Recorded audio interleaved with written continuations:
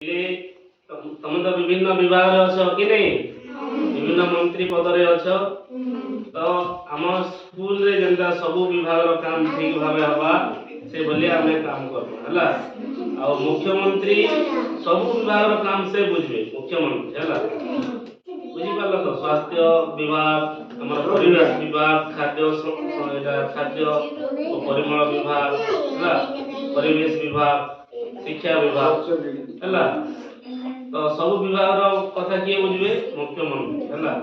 ମୁଖ୍ୟମନ୍ତ୍ରୀ ସବୁ ଜଣାବେ। ଆଜ୍ଞା ଦୁଇ ଜଣ ଆଜ୍ଞା ଭିତରୁ ଯିଏ ଥିବେ ତାଙ୍କୁ ଜଣାବ ହେଲା।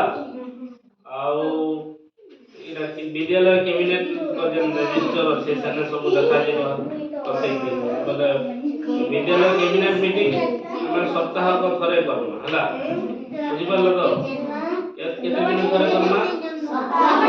ସପ୍ତାହକ